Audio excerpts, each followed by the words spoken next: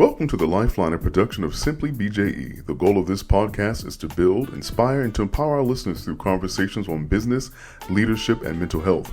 We invite you to follow us on Facebook, Instagram, and at www.simplybje.com/The Lifeline. Now, let's tune in for today's episode.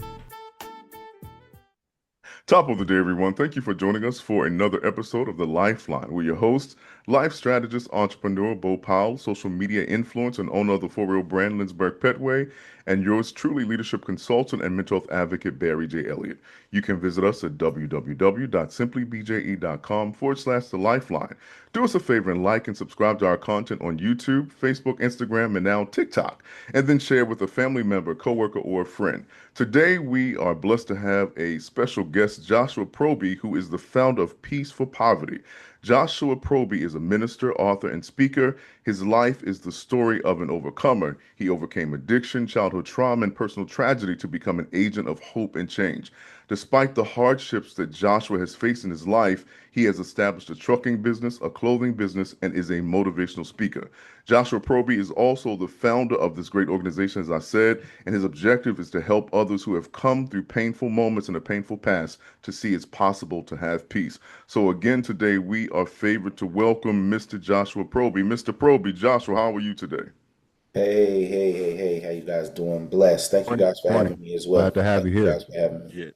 Hey man, we're glad to have you on board this morning, man. Really excited to share with our listeners your story. Obviously Barry laid out a lot of your accolades and where you're at, but I believe that you can't really appreciate someone's glory until you understand their story. For sure. And you have a great example of what it means to come back kid. So just for our listeners, so they can really appreciate the conversation, talk to us about, the challenges you faced as a young adult. I know you told us early on before the show started about how you were operating from pain and things of that nature. So tell everybody about your story, man, and where you came from and, what it meant to come back and all that good stuff. Absolutely. I think during my childhood and just starting and everything transpiring in my life, I watched so much pain transpire. So I watched my grandmother, who raised me at the time, due to my mother at that time struggling with addiction. So my grandmother raised me. And just watching her endure with so much pain, I watched my grandmother be beat, watched my grandmother be shot at a very young age. But she was a triumphant woman and a God-fearing woman, which is the reason why God is so important in my life now, because I was raised in the church. We went to church from Monday to Hyundai. That's that day between Sunday and Monday that's created. It's an extra day created somewhere in there because we go into church every day. But it was just watching so much pain, watching so much abuse growing up, because it seemed as if pain was the only form of love that we ever tended to understand. So we didn't kind of know what wholeness was at all. We didn't know what completeness was at all. All we knew was what a form of brokenness was that equated into some type of pain that was supposed to be accepted as love. Wow, that's powerful. First of all, I want to say, I don't know what the right adjective is. Congratulations or thank you. Thank you for listening to that voice you heard through that scripture, because as a Black man, so many times we become statistics and we stay there. But you made that choice to fight through and beat the odds, and now you're an example for other young men. We share something in common in different perspectives. We grew up without fathers. And you shared that earlier with us. How did that shape you as a young man, and have you made peace with him not being there? That was a big piece for me. You would watch people as I went to high school. You would watch different people, and they have their fathers, and you would see it. You didn't necessarily know how to equate what the symbolic meaning, the powerful meaning of having a father figure in your life. So I just pushed through it. I kind of act like it didn't exist. Did it bother me? Absolutely. Am I at peace with it? Absolutely. Because I have a Father in heaven who I know watches over me every day. It doesn't take away from the fact that you wish that you had that figure. It didn't take away from any of those things. It's just the simple fact that I couldn't make excuses on something that I never experienced. So simply because there were some learning lessons I had to learn in that progression, because I became a father. And I didn't necessarily know how, because I wasn't taught. Didn't anybody teach me or instruct me, hey, you should do this, you should do that. So very young, I failed as a father, simply because I didn't know how to be one. And those are just some harsh realities that I had to accept even when I went to prison, and I was in 2 years in solitary confinement. And it was just like, Josh, what part of this is you? What part of this is you? What part of this could have been changed? What part of this could you have done better? And again, going back to that verse, Psalms 46:10, be still and know that I am God, was a powerful thing, because I just had to be still. And during that time, I had to accept the fact that, I had a son at the time, and I wasn't in his life. My daughter, she was born while I was incarcerated, wasn't in their life. And during that time in solitary confinement, I couldn't move for 2 months, because as God was dealing with me, there was different forms of spirits that was coming out. And I was so afraid of even moving, because I was starting to discover who I was, because life had made me become everything that was absent from my life. My life had become everything that I didn't want it to be, simply because of the absence of so many different things. So not having a father, did it affect me? Absolutely. Have I made peace with that aspect of it? Absolutely. Wow. That's amazing. Wow. So I'm sure you're familiar with the story in the Bible where Jesus told the man to take up your bed and walk. And you've done that. You've taken up your past your bed and you've started walking. And you've built a life beyond what I call brokenness. And you've become an author, an entrepreneur, a speaker, a minister, and all those things. But what was the impetus, or what inspired that change? I think the inspiration behind the change is that I was just tired. I came to the end of myself. After you are incarcerated for so long and you're around so much negativity, you're starting to see, during that time, I found out, my mom had got sentenced to prison. I found out that my mom had cancer while I was in prison and while I was growing. It was just so much, just like, it seemed like everything was just going wrong. It was like as if being locked up wasn't enough. You know what I mean? And it was just more and more and more. And it just comes a point in time in your life, man, where 2 Corinthians 12:9, my sufficient grace is unto you. My strength is made perfect in your weakness. So there were so many times that I was just weak.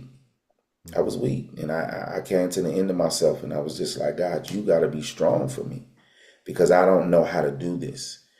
And in a lot of cases, especially as Black men, we discover who we are when we get tired of being Superman for everybody. And when you finally decide and understand that who you are is resting in Christ, and in that rest gives you the solution to every goal, dream, or ambition that you're trying to do, then now that's when it starts becoming to make sense for you. And it doesn't necessarily always make sense naturally. It didn't make sense naturally for me, because when I found out my mom had cancer, I still had 9 years left. So it's like, God, what you want me to do with this? And he said, I just want you to be still. I want you to continue to be still and watch me work. And while I was being still, he was crafting me, shifting me, molding me, shaping me.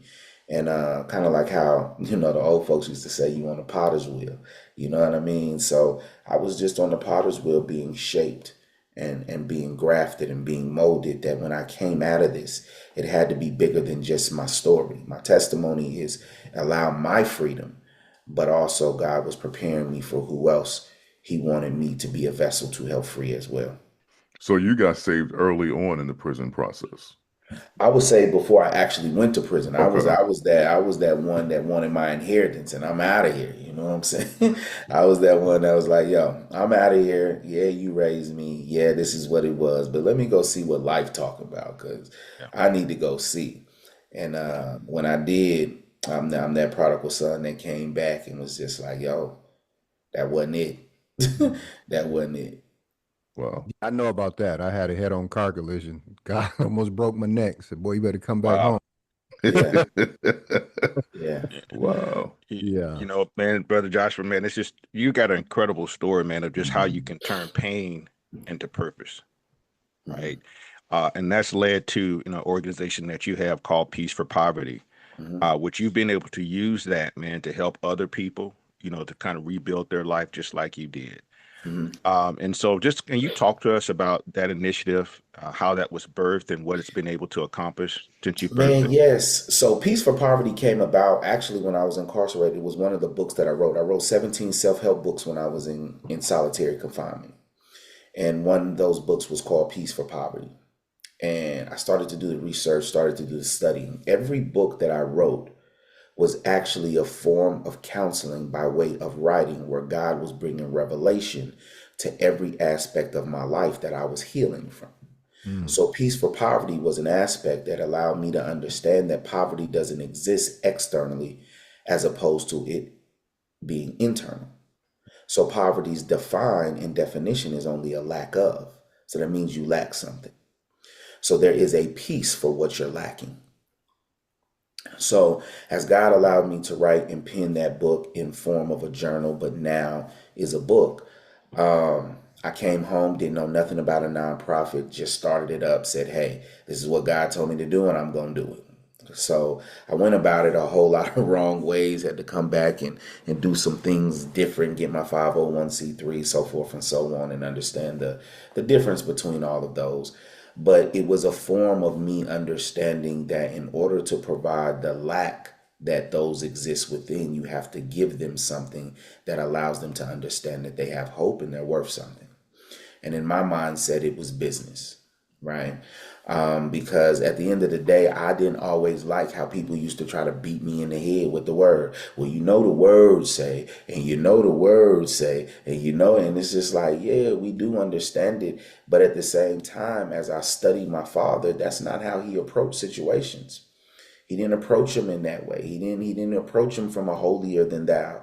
In some cases, he just approached it by asking a question and allowed the revelation to come to them. Mhm. So in those aspects, it has to be in a gentleman form, an inviting form. So I created Peace for Poverty, where we do everything pertaining to business in a 16-week program. So we do, mental health, character building, strategic planning, website development, business structure, strategic planning, all the way through. And it's given a thorough individual. We help fix their credit for free. We do all of those things. And in the midst of that, after 16 weeks, they come out with improved credit, proper business form, and now they're ready to be prepared for funding. But the biggest thing is we've built relationship. Mhm. And Wow. one of the biggest mottos in our program is where information meets application. We live in a world where YouTube, Facebook, TikTok, everybody's throwing information. And as a culture for so many years, that's what we kept saying. We don't have the information. We don't have the information. We never got the information. We never got the information. So, of course, because the enemy is the prince of the air, he knows how to twist something that was sincerely said and say it in a different way. So, what happened? People took that, they ran with it, and they provide us with a whole bunch of information.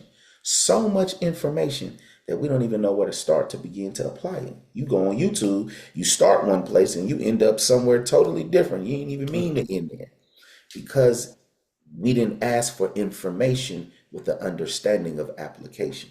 Hmm. So with that aspect, I do realize that there's a plethora of information, AI, so forth and so on. We wanted to centralize our program, utilizing the tools that are coming and creating technology and going to the next level. But we wanted to make sure that it was in person. So our program has spanned from here to Virginia to Minnesota, all abroad. Our backlog is like 400 or 500 at this point. We can only take 50, and it's just a blessing. It's a blessing how God has extended the territory through the program that not only serves the underserved community, but the youth and those who are incarcerated. Wow. Wow, that's Um, powerful. Yeah. Being a former educator, when you said youth, that kind of sparked me. What age groups are you hitting? Ages 13 to 19. Oh, Okay, wow. and And is that an after school program or is it implemented Uh, into the school day? it's actually Summer right now, who I partner with, which is Enrich Culture, who handles the youth part of the business. We just went into two schools as an after school. So kind of like what it does is we come there, I think every 2 weeks to kind of see what the interest is of those youth. And then after that, right now we have 73 youth signed up for our summer program. They will come out of that summer program as business owners. After they come out of there as properly structured business owners, we are then walking with them and mentoring them as they go forth. It just doesn't make sense to go on to college if that is the chosen path for some youth. Some youth decide and want to be entrepreneurs, right? But if they do want to go to college, we want to make sure that, hey, let's stay on top of this credit. You do have this business. How do you leverage the business on the campus that you're at? How do you start to generate these things? So we continue to keep walking with them, built with the relationships and internships that we have here in Charlotte, North Carolina. So we're constantly meeting with them, building with them so that their business, and more often than not, the youth you don't really have to worry about because they want their own anyway. Yeah. So, in them wanting their own, you're allowing them to cultivate and build their own brand, their own likeness. I know in college it's got the NIL, and pretty Right. much that's what a business is. It's your Right. name, image, and likeness. And when you break it down in a way to the youth that allows them to understand that equates to you making some money, but making the money the right way, you don't necessarily have to chase them for them. They actually want it. Man, that's great. That's huge, especially for the youth. So with these programs helping the citizens coming back into citizenship from their place of incarceration, what's next for you and for your organization and ministry? What's next? Oh man, what's next for us is we're planning to build a university. Our ultimate goal is to build a university that is different. We have so many people that come through now. I just want you guys to understand it's not just necessarily people that are starting businesses. We got people who don't have businesses for 10 years and have been so in their business, they don't know their business. And because you don't know it, you didn't know how to leverage it. You didn't know how to position yourself. You didn't know how, because when you're in your business, you in it. You all the interworkings of everything. So our next goal is building a university because there's been so many people that have come through our program that was just like, Josh, I went to business school and I didn't learn none of this. And that's the thing about it. It's just certain aspects of business in school, they taught you the book stand, but not the actual application of what's really going to happen. How do you get your business credit? How do you leverage your business credit? You know what I mean? When you're using OPM, how do you use that? You don't necessarily direct all of those funds directly into your business. You direct those things into things that are going to bring a return. And then the return of that money, you then can put into your business and make sure that you keep your face straight with those individuals, banking institutions, so forth and so on, from an investment standpoint. But it's just in a lot of cases, we didn't build the relationships enough to know who really we could trust. Our community is so broken in a sense of trust that they didn't, and you can say you talk business all day, but until they can understand your journey, until they can understand that you sat where they sat and done what they done, then it makes it hard to make that connection. So the university is next for us. Upon building that university, we want to be able to provide housing for those individuals on the land that we are building, and we're planning on building our own community. We have something that's called a collective right now that makes up of 20 people with 760 credit scores and up. And we are collectively moving. We all have IUL policies. Our businesses are in IUL policies, and we are using OPM to leverage that to go after different things collectively. So the whole goal is to make sure that we are building a university, and then we building something behind the scenes that's going to be powerful. You're talking Bo's language, just so you know. You're talking Bo's language. So just ask you this question. If you could go back and talk to your younger self, what would you say to your younger self, the little boy, the teenager? What would you say to him? My younger self, I would say continue to stay strong. Don't give up. I would definitely say you're going to fail. Embrace the failure while still looking forward. I would say that there's going to be people that come into your life that are going to love you and stab you at the same time. Be okay with it. Nurse your wounds and understand that the power is not in what you currently feel, but in where God is getting ready to take you. It's exactly what I would tell my younger self. Wow. Yeah, it's powerful. Man, just a phenomenal story with that.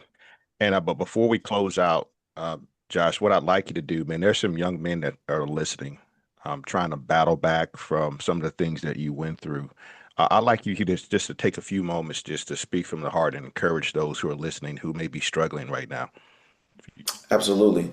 Whether you're a young man, young lady, or anybody that's going through any type of pain that you're dealing with, you have to step back and ask yourself, how did this pain begin?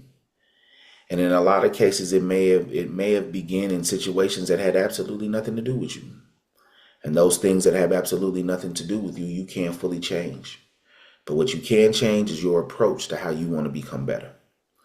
I took hold of how I wanted to become better. I didn't continue to play the blame game. I didn't continue to play the fault game. I identified the things that were not my fault. And once you realize the things that are not your fault and understand that the people whose fault it is may never come to an understanding of how they hurt you, harmed you, or done or put you in a disadvantaged situation. They may never recognize it, but it is up to you to recognize how you want to climb from the position that you're uncomfortable in. That is up to you. And what you choose to do is to make sure that you reach out to those individuals. And if you have nobody to reach out to, or you don't know where to start at, start with that one thing that builds inside of you that you feel you could be great at, regardless of what anybody says, and be great at it. And watch that thing prepare you to the next level.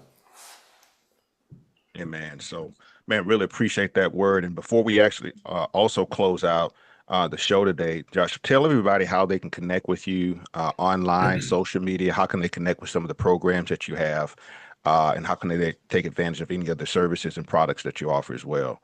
Absolutely. They can connect with me at Josh Proby on IG, Josh. Last name Proby, P as in Paul, R as in Robert, OBY. And then you can go to Peace, PEACE, the number 4, poverty.org. And then you can hit the NG50 tab at the top on the website. And then you'll be able to register, whether you want to be youth or adult, for the program. Our next cohort starts March 14th, 2026. So that's how you can definitely reach out to me on social media as well as my website. Awesome, man. Well, thank you for coming on, Joshua, man. We really appreciate your story. And to our listeners, this concludes another episode of The Lifeline with your host, Barry J. Elliott, Lindsberg, Pettway, and yours truly, Bo Powell. Don't forget to check us out at www.simplybje.com/The Lifeline, and subscribe and like us on Facebook, Instagram, YouTube, and TikTok. Feel free to email us and show us some love at the.lifeline.podcast.tv@gmail.com. I want to give that to you again, the.lifeline.podcast.tv@gmail.com. And we want you to know we're on a mission. We want to bring light and life into your household. So join us and let us hear your feedback, because it's all about bringing life to you on the Lifeline. Y'all take care. Thank you for listening to today's episode with host, business expert, and life coach Bo Powell, social media influencer and entrepreneur Lindsberg Pettway, and leadership coach and mental health advocate Barry J. Elliott. Join us next week for another impactful conversation on the Lifeline. God bless.